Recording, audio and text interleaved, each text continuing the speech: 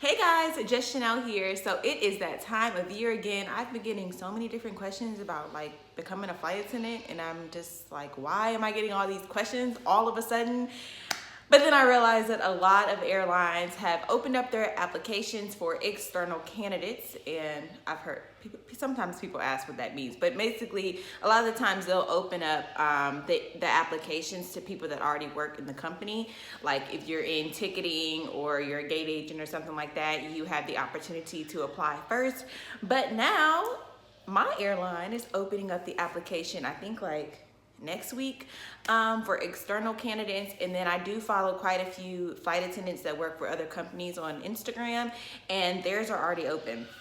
So this is super exciting because for one, my seniority goes up, and then for two, I get to like always interact with you guys because you're always asking me questions. I decided to go ahead and make a video though. Hopefully I can just give y'all some more insight on the entire application and interview process, and kind of give you some do's and don'ts of the whole process and what you should be worried about and what you shouldn't be worried about and all that jazz.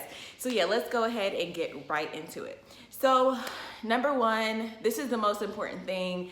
If you don't watch the rest of the video, it's cool, but apply, okay? Apply to become a flight attendant. Do not hop in flight attendants' DMs asking how they became a flight attendant and you haven't applied. Probably the worst thing you can do, because I get people that ask me all the time, hey, I'm just trying to figure out how you got this job, or I'm just trying to figure out what I need to do. Well, have you applied yet? I just want to know, because you can't get it if you don't actually apply. You got to put your name on something. They got to know that you exist, you know? So that is the first. Now, when it comes to applying for the position, make sure you have everything in order. Don't just get on the computer and start typing a bunch of stuff. This is like a real job. You know, this is not you just applying to TJ Maxx. You need to think about all of your work history, all of your educational background, and really have that stuff in order. I would definitely recommend before you apply, go ahead and get your resume updated. That's what I did. I worked on my resume probably for about 2 or 3 hours, making sure that like my summary of work history and everything was put together. All of my, what are they called? Objectives were put together, and then like I made sure I went ahead and contacted my references in advance to let them know that I was applying for this position. And then in addition to that, figure out who you want to apply to. A lot of people will only apply to one airline, which if you feel like you definitely only want to work for one airline, then go for it. But I personally applied to a lot of different airlines, and then after applying, I decided, okay, you know, if I get hired by all 3 airlines, which one am I going to take and why? And the way that you can really determine what airline you want to work for is, one, does your personal brand match the brand of the company? You don't want to work for a company that doesn't really support you know, the person that you are and is not going to help you grow. In addition to that, make sure that you're willing to relocate. That's one of the biggest things on the career websites of a lot of the airlines. They will give you a list of bases, and those are the places that you will work out of. So if you notice that you're applying for an airline and the city you live in, or even the state you live in, does not have a base for that airline, you really need to consider moving once you get the job, or maybe a year after you're a flight attendant, because you probably will never, ever be based where you live. That was probably one of the biggest deciding factors for me. Of course, airlines, they fly through a bunch of different airports and cities, but that doesn't necessarily mean that you can be based there. So that could mean taking a, 2-hour flight just to get to work, which means you have to leave 6 hours in advance, or sometimes even the night before. And that can kind of really take a toll on your body. I do have a video about commuting, which I will leave in the description box. The next step after filling out the application is definitely going to be some sort of questionnaire. Generally, it's like a character questionnaire, or lots of like behavioral questions and situational questions. Like, if this happened on the plane, how would you handle it? Or if you got into an altercation or some sort of conflict with a coworker, what is the best way to handle the situation. There's a lot of those like strongly disagree and agree and neutral question, things like that. So that is going to be a big way of how you will stand out against a lot of other candidates based on what the company is looking for. You want to make sure you're researching that company's brand and what they stand for, because that's what they're looking for. They want to make sure that you're matching their brand. So yeah, after that whole application jazz, you will get offered a video interview. And I don't have a timeline for these things because personally, it took me like, I think 2 months to get my video interview offer. And I know people that put their application in and then got their video interview offer like 3 days later. So it's all different. Don't panic. Probably one of the best things I was ever told is no news is good news.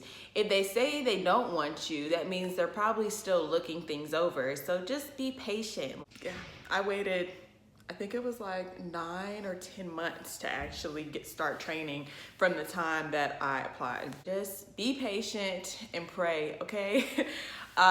So yeah, the next step being the video interview. So between your application and your video interview, since you don't actually know when you're going to get your video interview offer, you want to go ahead and research video interview questions. I'll be sure to make a separate video on that, but oh, this little kid. But basically, they're going to be, it's an interview. You're going to sit in front of a computer and you will have a certain amount of time, which it differs between all the airlines, but you'll have a certain amount of time to prepare for the question, and we're only talking like a few minutes.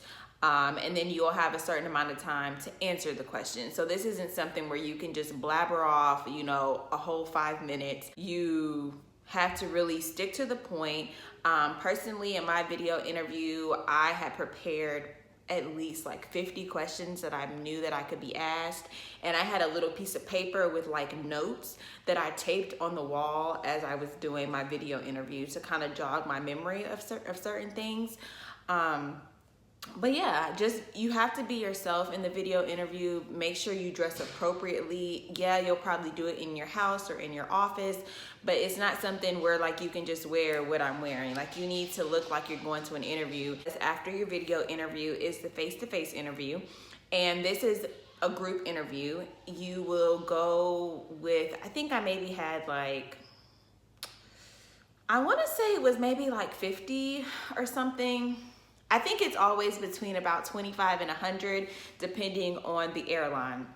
So you will go to their facility. Generally where the hub is where you will have your face-to-face interview. If you don't live in that city, they will provide a flight and transportation for you. And I think they may provide a hotel depending on how far you live. Face-to-face interview, that is a real interview joint. They want to see how you interact with other people. There's going to be a lot of leaders there. There will be like basically people from all the different departments of that company, and they're going to be filling you out. Now, when I did my face-to-face interview, I wasn't necessarily nervous, but I'm not like a super overly friendly person. I'm not shy, but I have to fill people out before I just start sparking up a conversation. So when I did my research, one of the things that I saw a lot in videos and on the internet was like, you need to try to talk to everybody. And I went into the interview like, okay, talk to everybody. But when I got there, I was not talking to everybody because that's just not me. Like, no, like I don't even know you. So I don't know. I may not be the best example when it comes to that. Now, if you are super friendly, do your thing, network. But I probably talked to like 5 people out of, I don't know, it's probably like 50 or 70 or something like that. And I'm talking leaders too. Like I only talked to a few other candidates and then a few of the leaders. And then, okay, so everybody's face-to-face interview is different. I'm saying company-wise. With my particular face-to-face interview, it was really fun, and I hear that a lot across the board with different airlines, that the face-to-face interview is fun. Sometimes you'll do different activities. You may have like question and answer. They're going to give you kind of a breakdown of some of the operations and pay and things like that. They may give you a little bit about training, and then you will have an actual one-on-one interview with a leader. So they want to see how you interact with a group, and then they also want to actually have an interview with you and ask you questions. One of the biggest things I did find online was to answer your interview questions in the STAR method. Research what interviewing in the STAR method means, how to do it.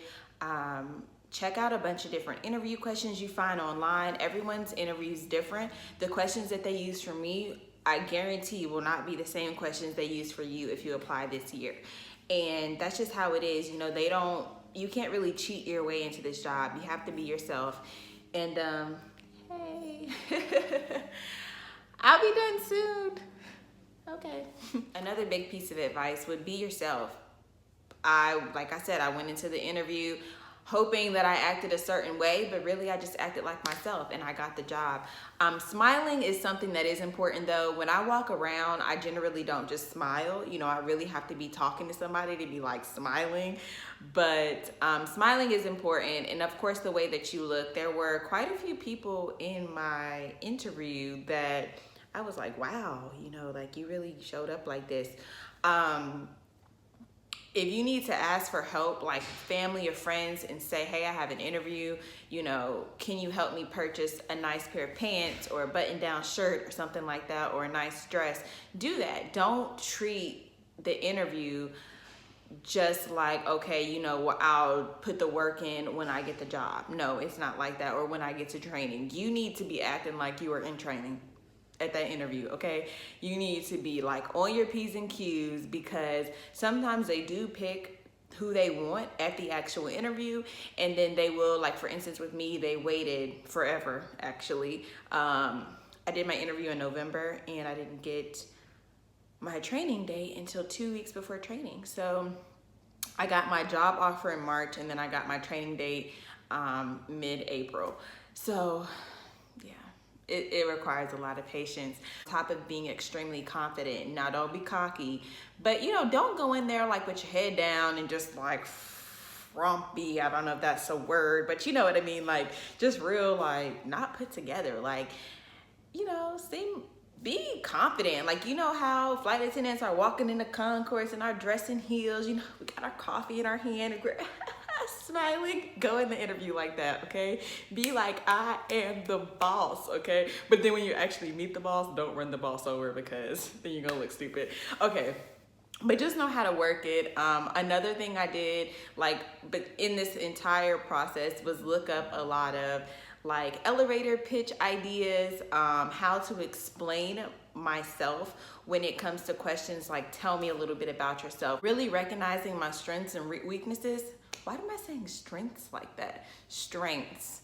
Wow, I can't even talk. And weaknesses though, and knowing how to put that into words. I'd love to do a flight attendant question and answer video. So if y'all have any questions, just leave them down in the comments below. And if I get like, I'd say at least 15 questions, I'll go ahead and do a separate video for that. But I pretty much feel like I covered everything when it comes to applying and interviewing, because training is like a whole nother ball game, and I know no trainings are starting right now, so I'll probably wait a couple of months to do that video.